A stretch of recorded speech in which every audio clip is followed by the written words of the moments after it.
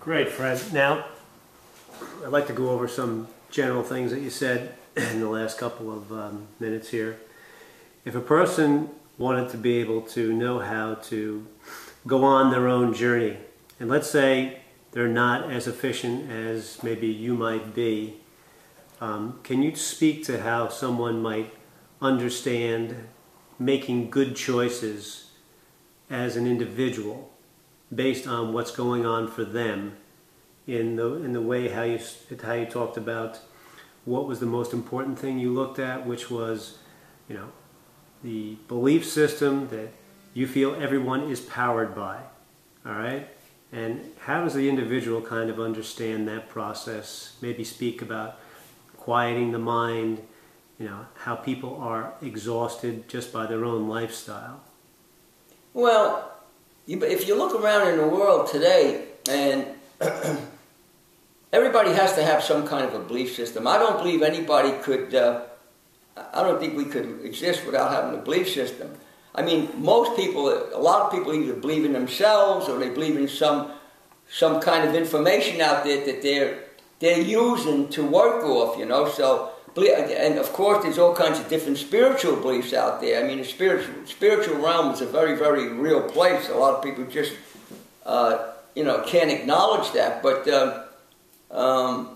your belief system is something that is kind of like an underlying code that people live by. Like you take an athlete. An athlete might have a belief system that's based on dedication to his training, absolute abstinence from anything that's going to interfere with him or her being a superior athlete. All the greatest athletes in the world had a belief system. That belief system was dedication to their training, striving for the highest ideals, be the most that they could in that sport, and either to be an Olympian or to be a world champion. So your belief system is really what gives you the sustenance and the strength, you know, emotionally, psychologically, and physically to achieve your goals. If you don't have a belief system and you're an athlete and you run into a problem, somebody that really don't have a belief system of what they're doing, they'll quit. It's like, say if you're a prize fighter. I mean, a lot of the best prize fighters in the world, they've been knocked down. They've been knocked out. But they gave up. They got up. They didn't give up. They got up and they went on to greatness. So it's the same thing with life in general. When somebody's born into a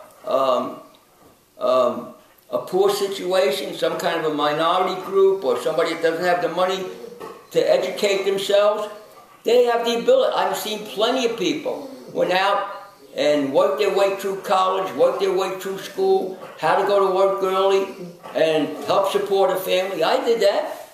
I was working as a young kid helping support my parents. So the thing, and that's because I was determined to, I had that determination, same determination I have today.